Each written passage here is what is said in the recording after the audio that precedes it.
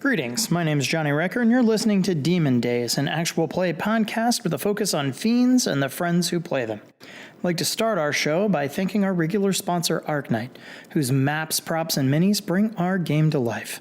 I want to draw your attention to KiloWhat and her awesome show art. Seriously, go check it out. Listen, in anticipation for meeting all of you at various cons this year, we brought a ton of Demon Dayz logo stickers to hand out. Turns out 2020 had other plans.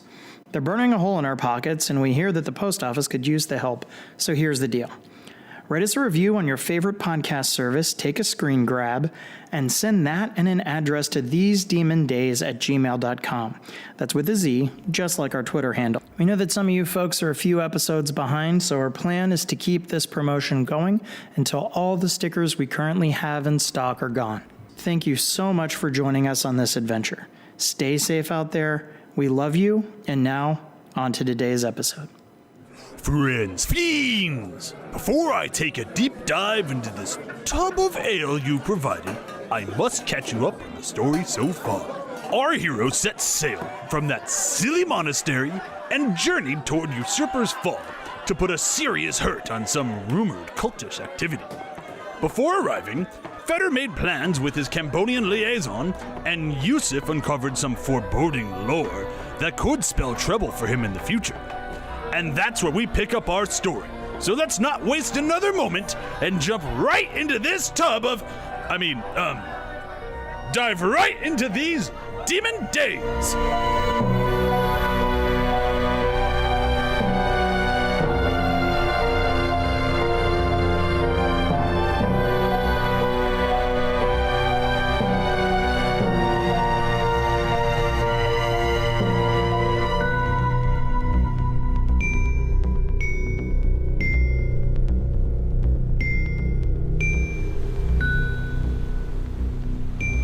You guys hear Fetter grumbling as he's getting the oilskin suit on, and yeah, they let you guys go forward without too much fanfare and make your way to shore.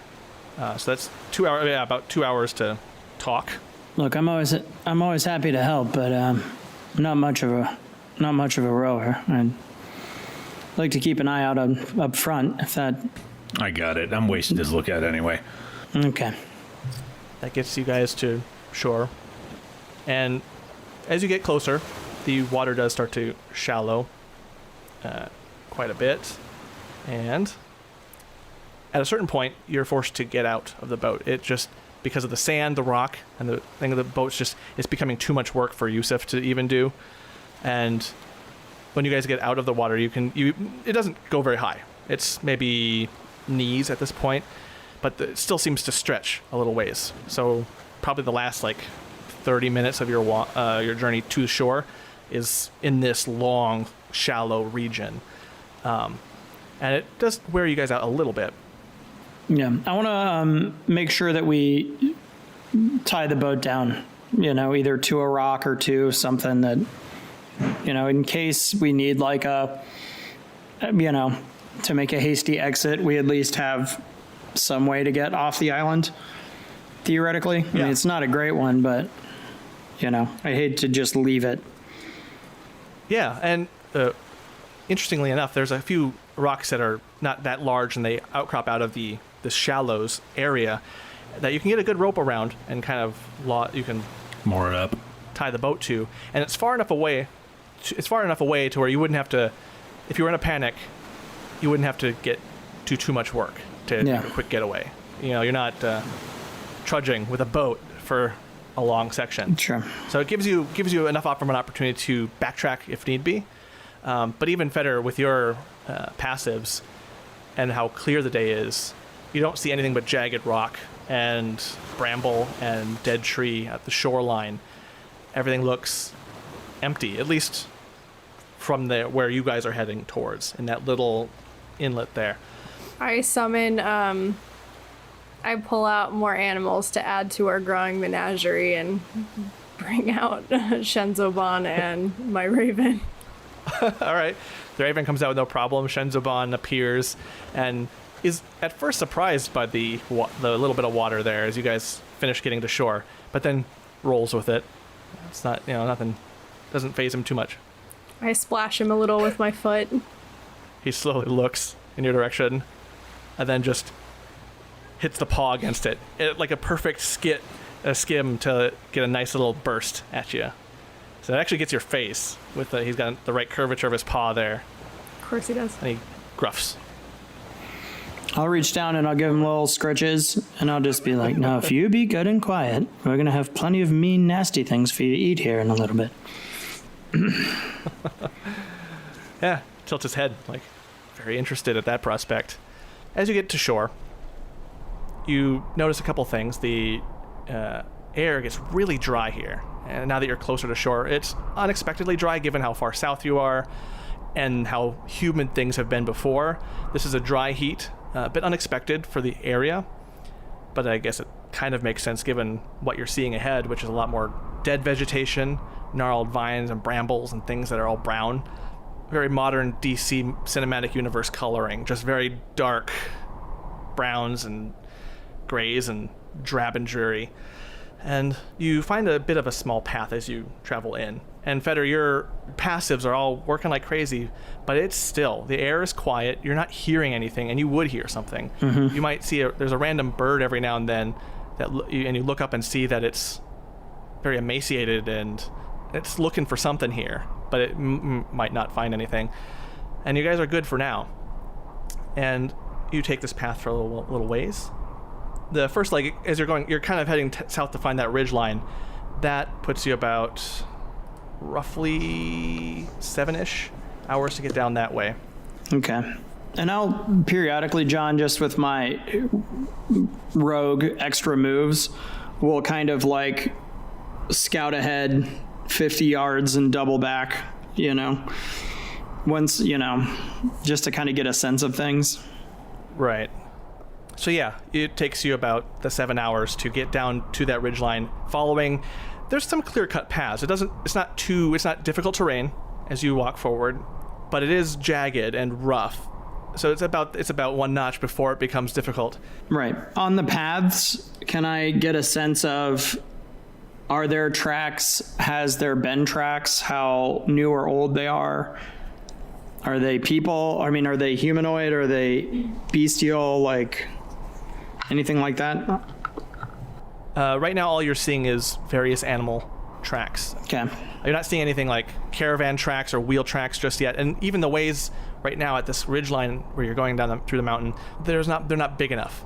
So if the caravan is going to be hitting a place, they're probably going to be hitting from a shore to something. To a wider path, something a little bit more. Yeah, and they're all along the way. There are various footholds on various rock structures that you can get up constantly on your journey to kind of survey and see. So nothing's out of the ordinary or surprising at the moment. And at about the end of the 7 hours, the sun starts to head down. John, I'm going to be doing survival checks because it looks like I actually have the highest survival out of all of us. Okay. So while, I know he's scouting ahead and stuff, but as we're going along, I'm just doing general survival checks. To notice tracks or anything. I'm proficient in it, so I'll give her advantage if I can.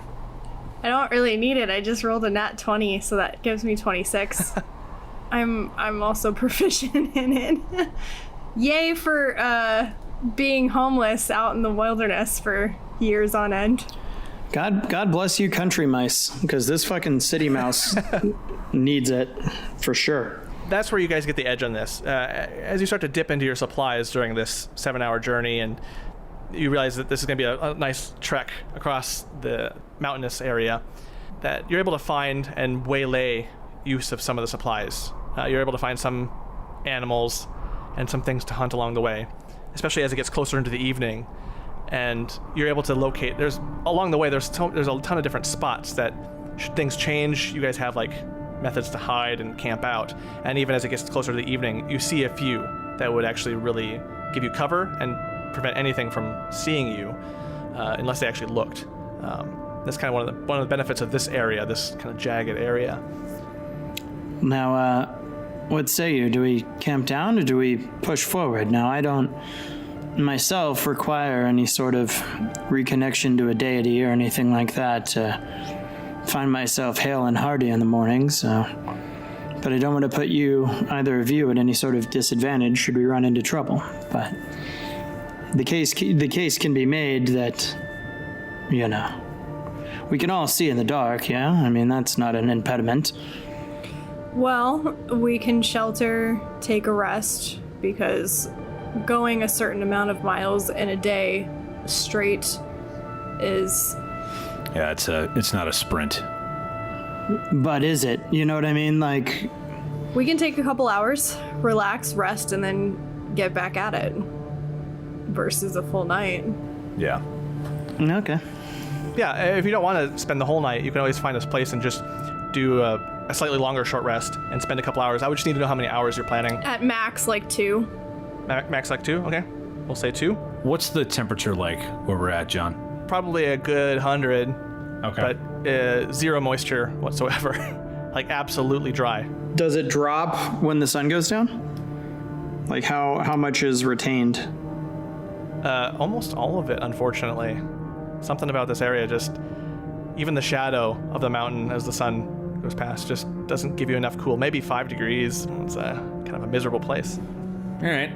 Well, take a rest and get back to it. Yeah, that puts you... With that 2-hour rest, puts you roughly at about the turn of the morning. So you're into... Feder, you're into 5 Chista at about 1 in the morning. And so it's still pretty dark when you guys head on out. And you pack your stuff up. You didn't set up a full camp or anything like that since you weren't going to stay very long. Yeah, if with the heat at where it is, if we weren't cooking anything, we probably wouldn't have made a fire either, so.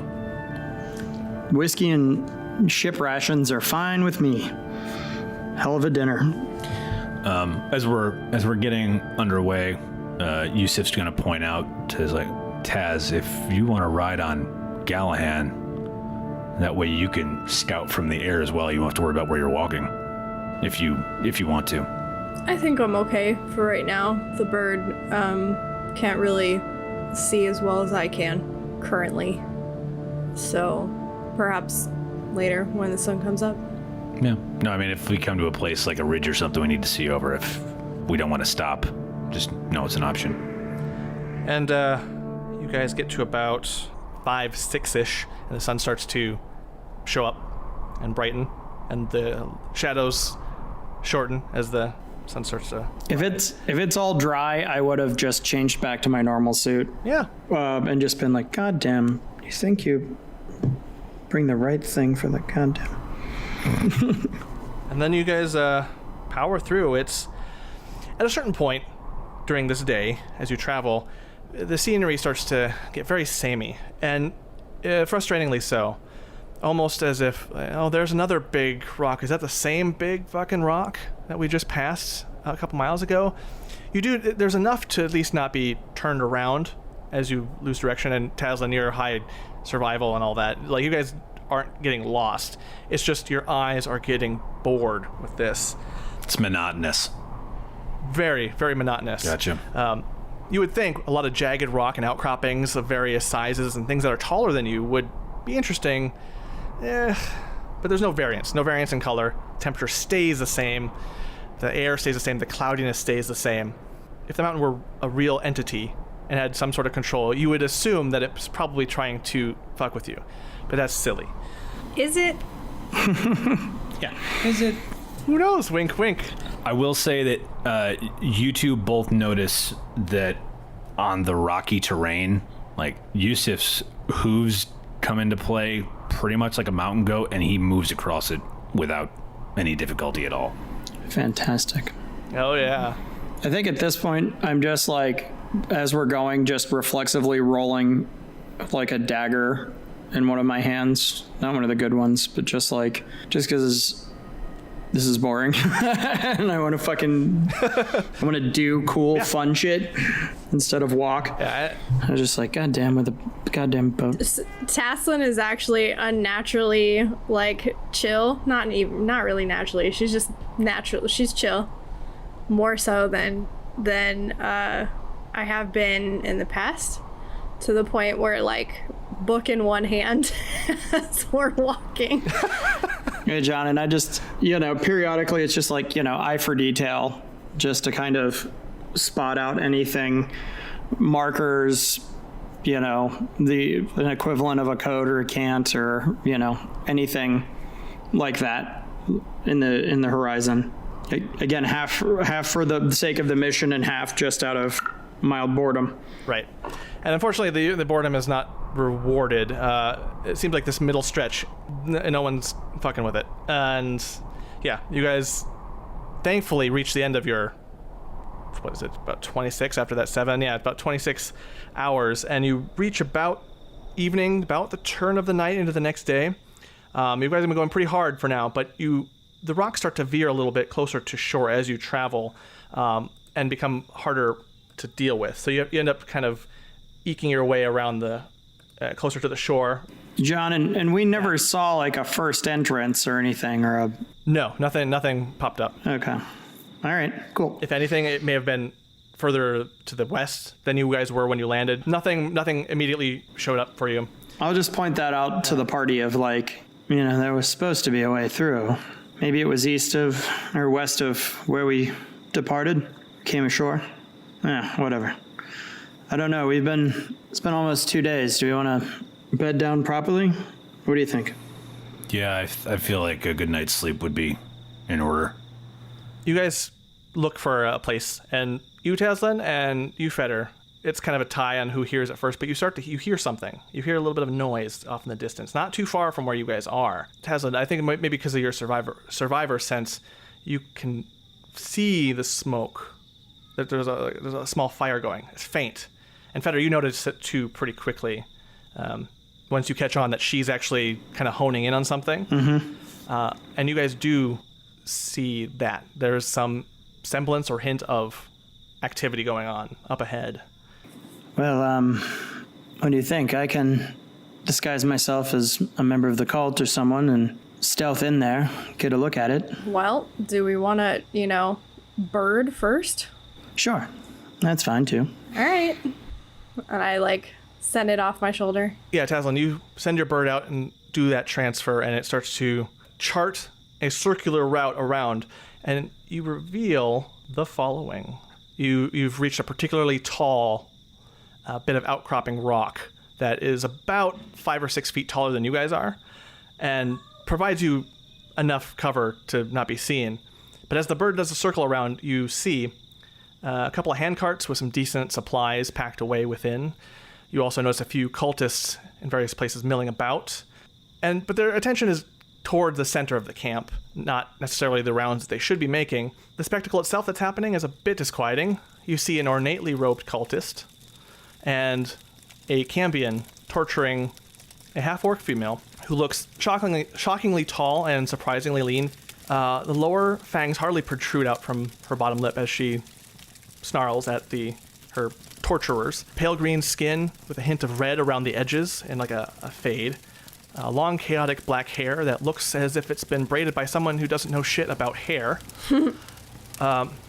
And you see both the Cambion and the cultist approaching with knives, and they start cutting across her, and she gasps with the slices, but does not scream. She manages to actually get some quips out that you can see, and the bird is able to hear as it's circling around.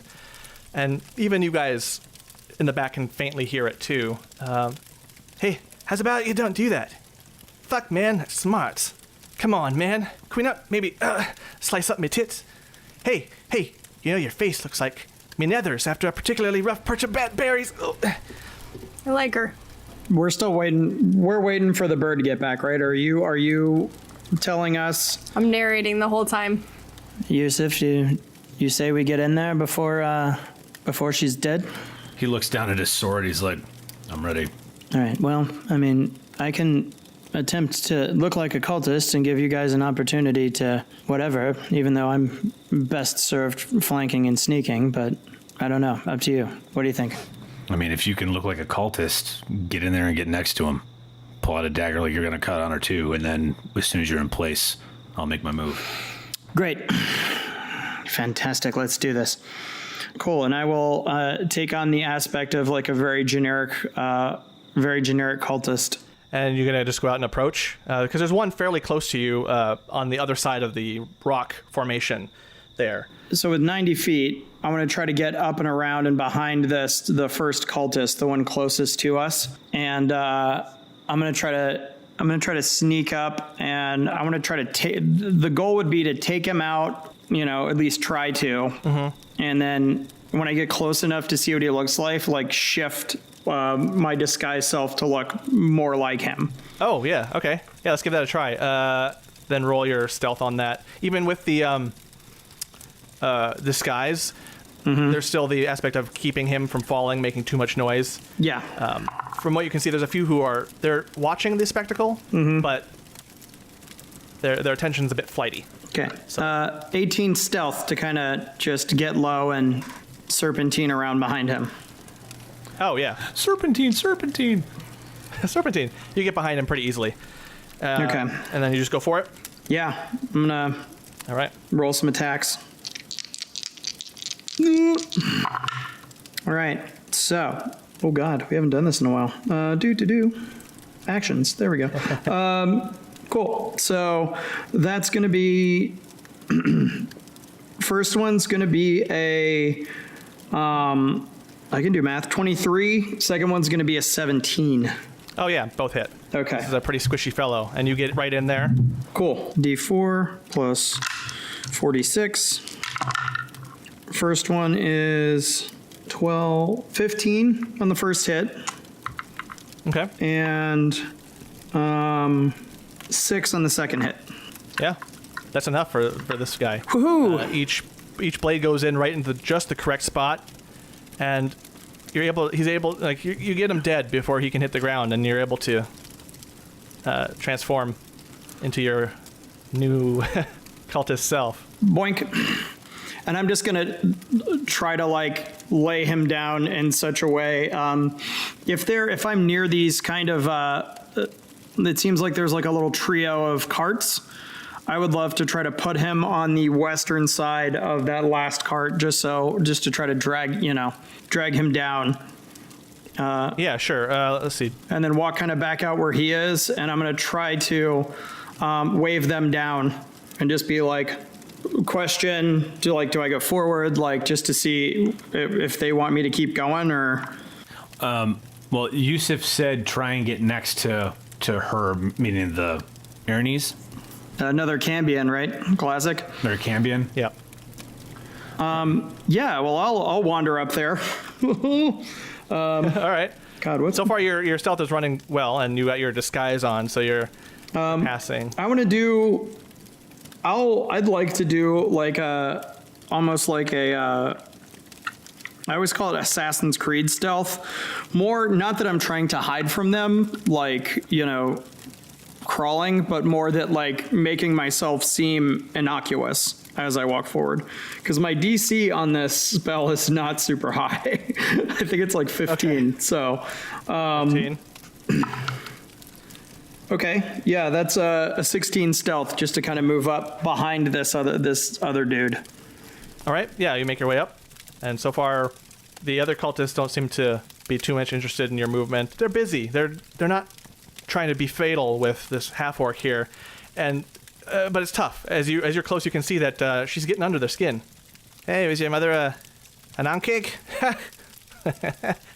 And she's laughing at them. I'll try to, if they're on kind of the east and west sides of her, I'll try to move up to the north and mimicking whatever their pat, or they're saying stuff back to her. Has the Cambion or the monk said anything?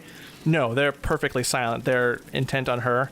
Mm-hmm. The Cambion, you can see that he's snarling at her. And the cult fanatic they're also just grim-faced. And how is she bound?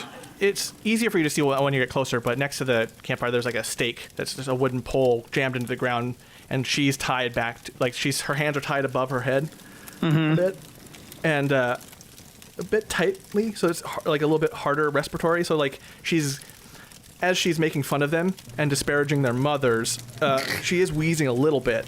And you can see that there is some strain, so they've been at this for a little while at least. So, John, here's what I'd like to do, John, and you can adjudicate this how you'd like, is I'd like to do some Darth Jar Jar shit.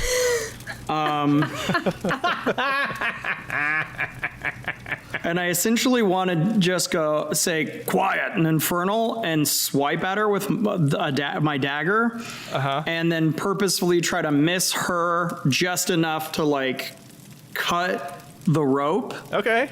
And that's bound to her, and then like keep my second action in case they turn on me to sneak attack one of them. So that's what I would like to do. Whatever sorts of checks you want me to roll to get me there, that's what I want to do. I guess performance would be the big one, because you're kind of performing this as you're doing the function of cutting the rope wouldn't be too hard. Or deception, maybe? Or deception? Yeah, sure. You can do that. Okay. I'll do the one I'm proficient in, since I'm not at all myself. Okay, I'll take that.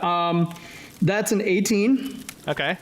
For the attack on the actual rope, do an attack on it. Okay. Hoo-hoo!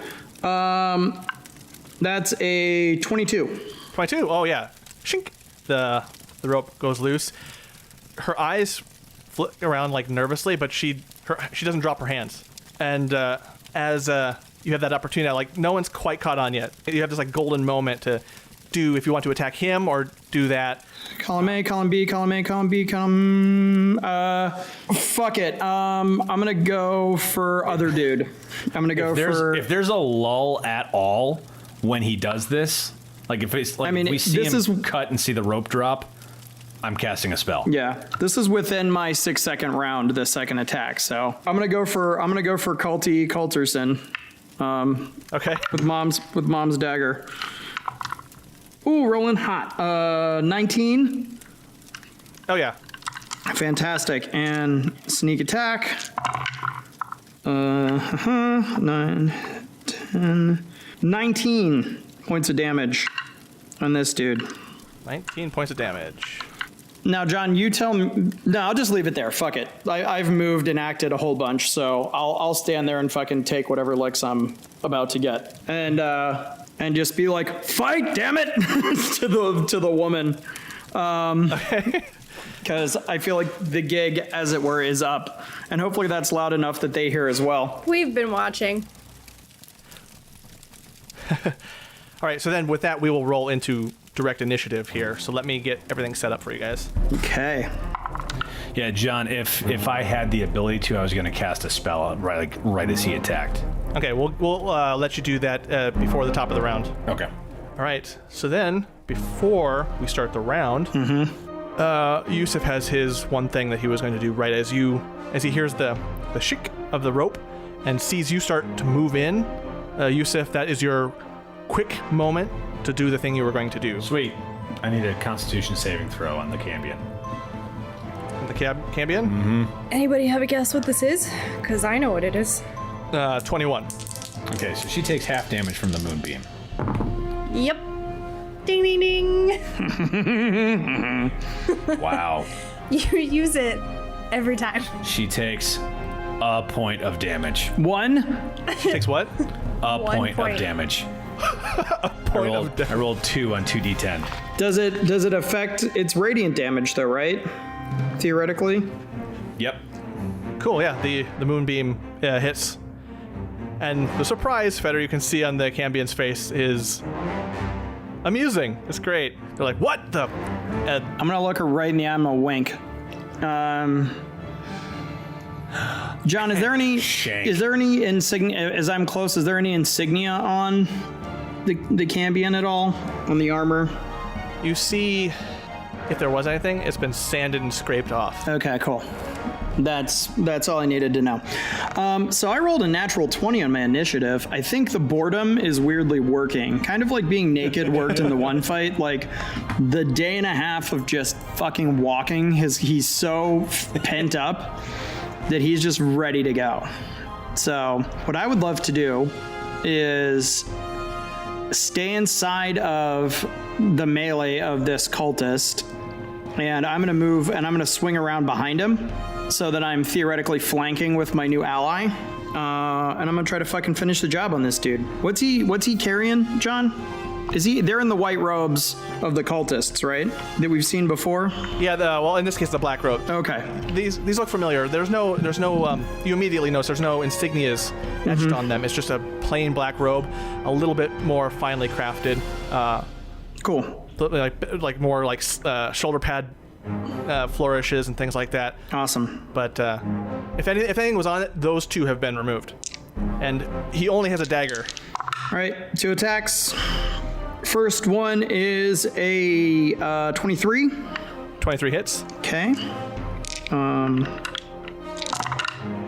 that's going to be... Oh, I am doing okay. Good affirmation for the day. All right, so that's 10, 9, 22 for the first hit on him. 22 points of damage. And then second hit was only a 14. Yeah, each hit just goes straight in, finds the right vital spot. This guy was a little bit hardier than the regular cultist, but not nearly, not by a huge fraction. And you get him dead. Okay, great. Topples down, and that is his life is forfeit. Does the orc look like she has any way to defend herself on her person? No, she's got nothing with her, just her fists. All right, I'm gonna toss. I'll toss her a knife. Just like toss a dagger at her. Because did the first hit kill that guy? The 22 points of damage? Pretty much, yeah. The second one just made sure. Okay, because then, or you know what I'll do? I'll leave the second dagger in him and then push him towards her. Dagger handoff. All right. Yeah, as you do that, you see a slight smirk of amusement show in her face. And yeah, that is your turn unless you have any movement you wish to do after that. No, I did my 2 attacks. I'm going to stand there and fucking take whatever's coming. All right. Which then leads us to both Taslin and Shenzaban, whichever one you want to go first between you two. Shenzo's going to come out this way. And then... Okay, and then he's gonna go running for this guy. All right. To make a strength check. Cat hug coming at you. Strength check. Ooh, with a modifier of 0. Let's see how this turns out, everybody. 9. Forecast not well. 9? Okay. Then yeah, he gets... Shenzo knocks him to the ground. Big cat hug. Here, and he's gonna get 2 attacks on him.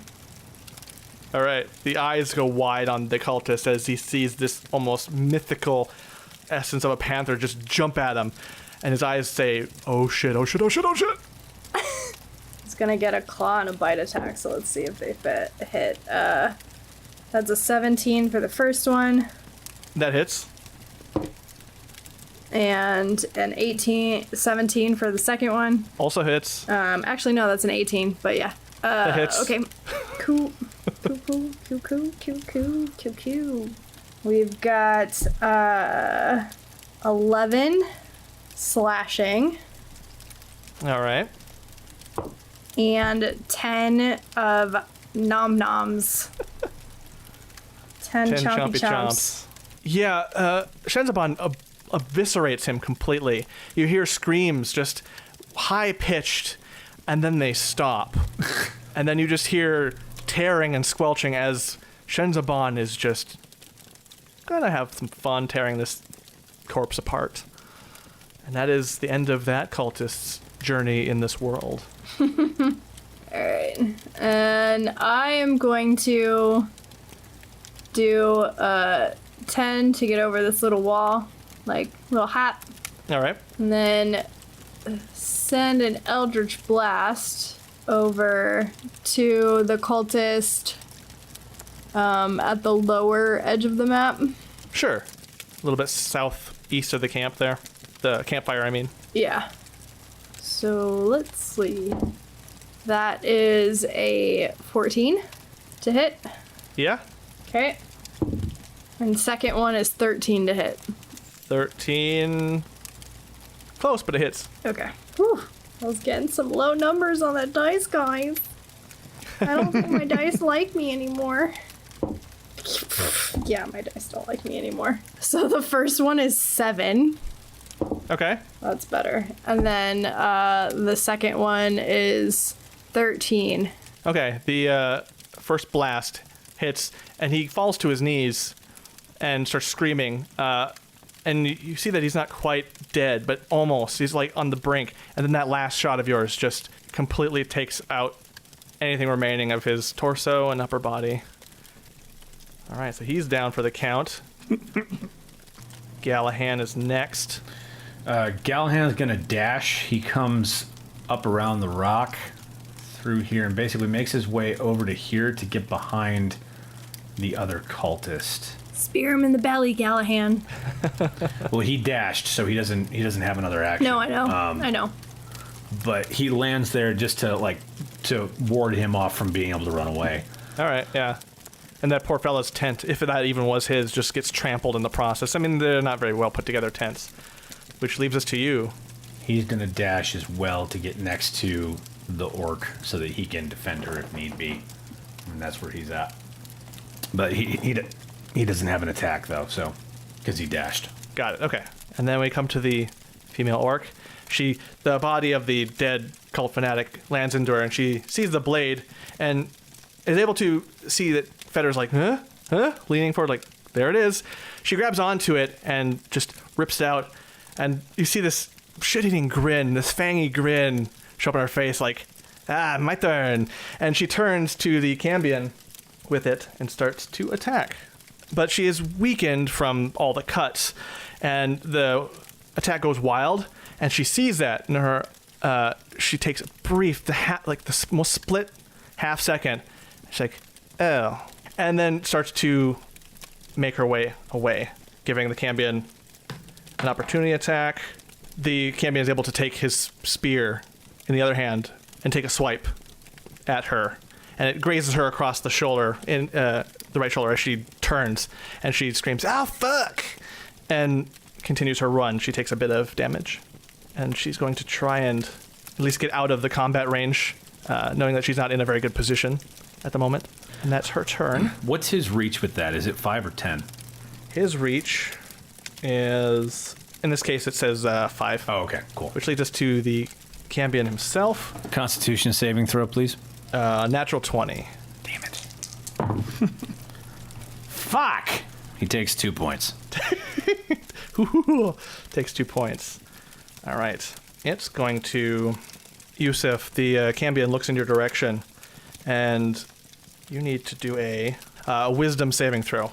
I'm guessing this is a magic spell or effect. It's going to attempt, yeah. Cool. A wisdom saving throw? That's a 24. 24? Yep. You feel the flit of a charm start to happen, and you knock it away like it's nothing. Yeah, I shake my head. I'm like, not gonna happen. That was the wrong move. You should surrender right, meow. Are we doing meow? Are we doing meow? We are now. Okay. Risking the attack of opportunity, though, since it didn't work, he's going to attempt to fly up. Oh, that's so unfortunate for him. Does a 24 hit him? Yeah. Do you have Sentinel, Drew? Did I forget you have Sentinel? No, I have an attack of opportunity against him, and I'm gonna smite him.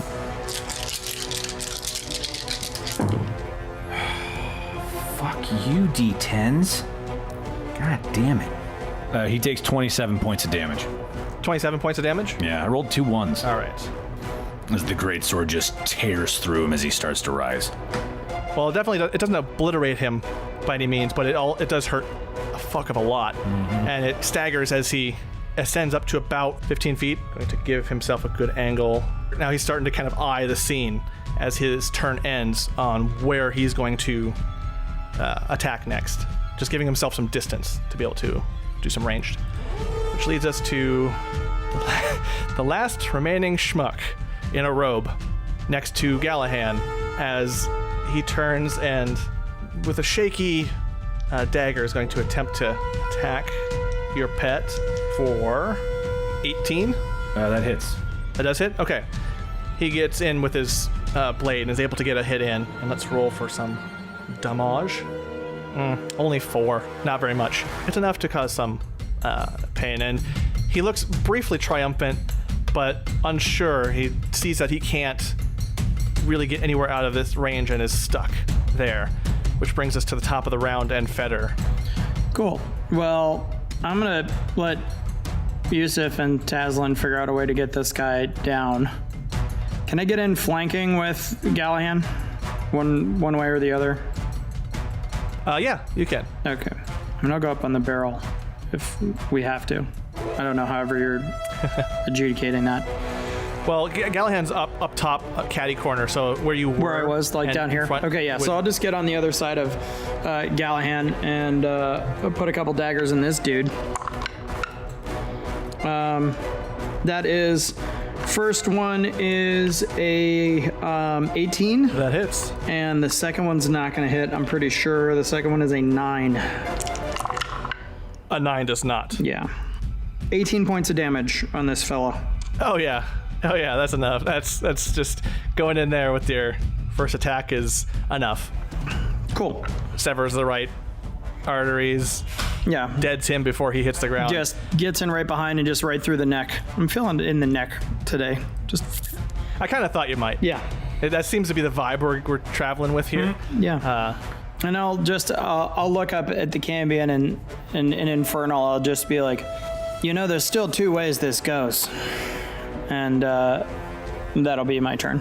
All right. And then we got Shenzoban and Tazlin, whichever one you guys want to go first. Shenzo's just gonna keep munching on the cultist that he leaped on. Oh, God. Yeah. I told him he'd get snacks. I said if he was good, he'd get snacks. So. He's in a round, he's pretty close to getting through this very emaciated cultist, so you could move him to another one if you wanted to continue his meal plan. He might stalk over this way, but he's not exactly in a hurry. Stalk towards the campfire. The Cambion, I am going to toll the dead on. So I'm gonna point at him, and yep, bell fills the air. Ring, dong, whatever. I like dong because dong. Needs to make a wisdom saving throw. Well, Drew, then your 1 point of damage actually is good for something, right? Yeah, I mean, with the moonbeam, I've actually done 2. Oh, fantastic! But that gives that actually means 3. She gets to roll more 3. damage, right? Yeah. Totally. Yeah. The opportunity attack took way more. Here's a spell. Go fuck yourself. Here's a spell to tickle you while you wait to The be spell was the obliterated. feign. You schmuck. All right, it was a wisdom. Yes. 17. Nope. Just barely.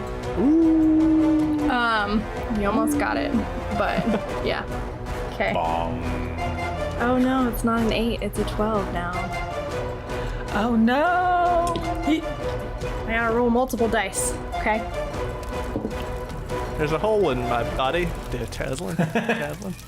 14 points of necrotic damage.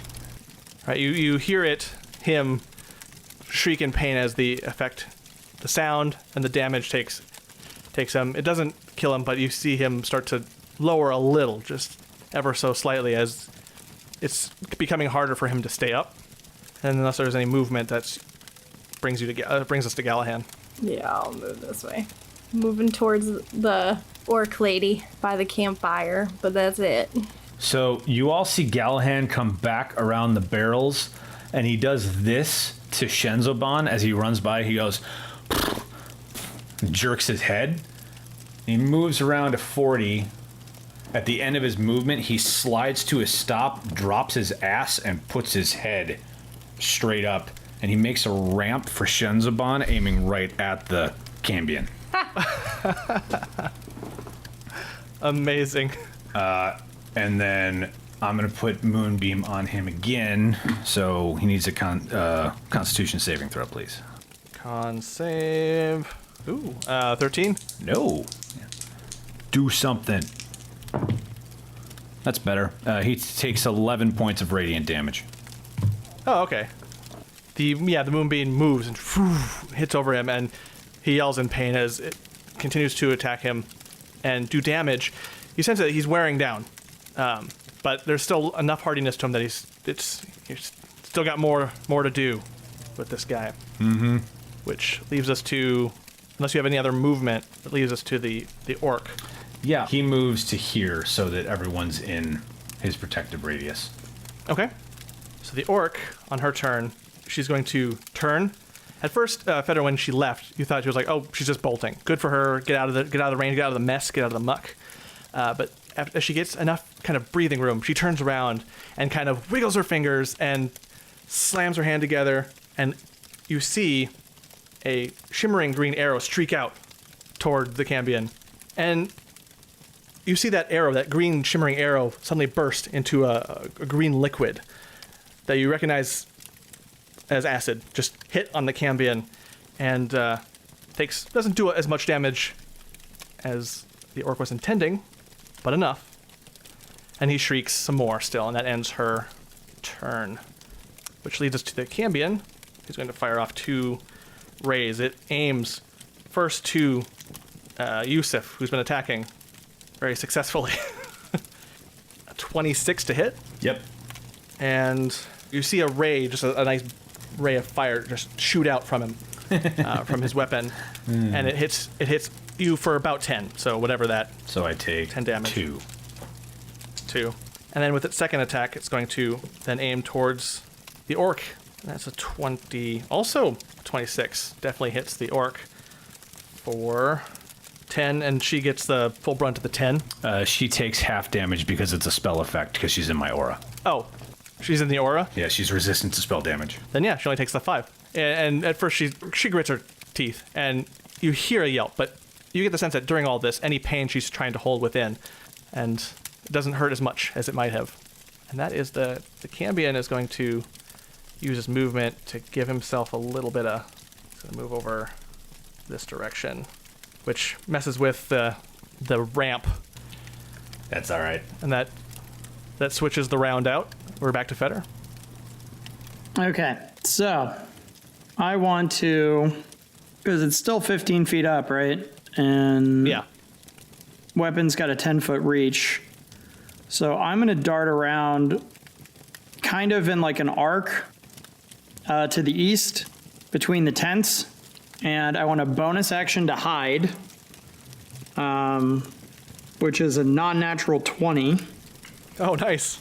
Yeah, that works. And then I want to, so I'm hiding between the 2 tents on the eastern side of the camp, and then I just want to chuck a dagger from my kind of crouched down hiding spot, and that is a 25 to hit. That hits. Fantastic. That is 18 points of damage. Woohoo! 18 points of damage. And that is my turn.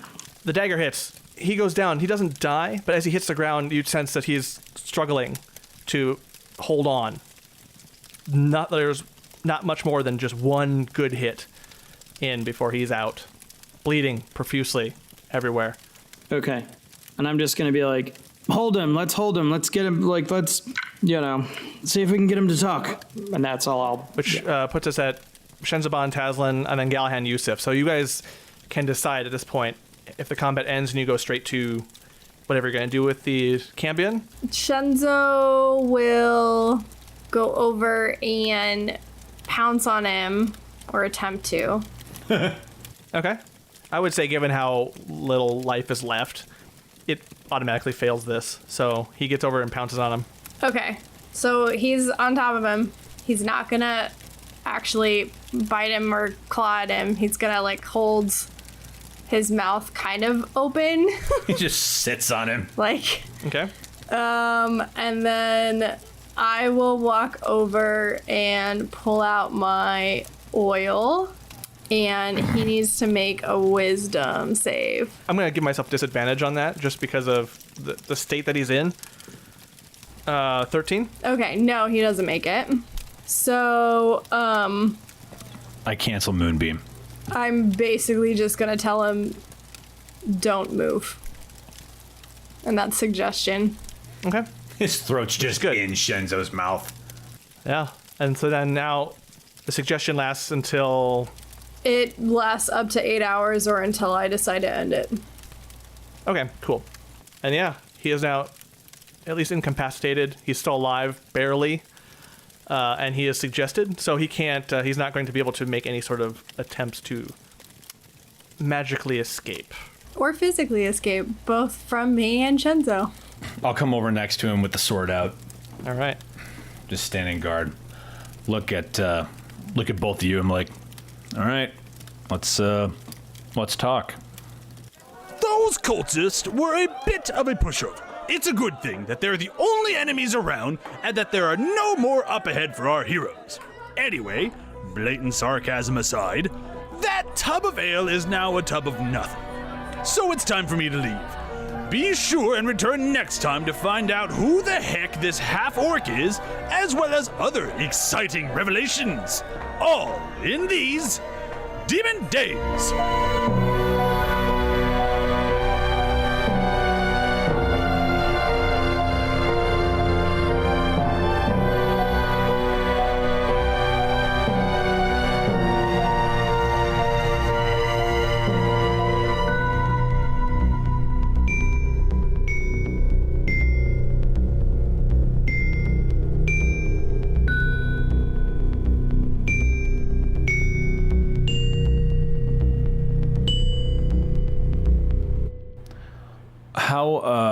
What's the temperature like where we're at, John? Probably, using how I'm feeling right now, without any air conditioning.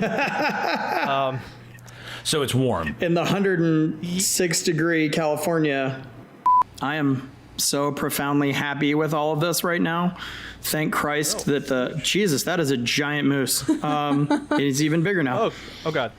I mean, he gives us away, so... Are you... It's not that big. Cthulhu Moose appears in the middle of the campsite.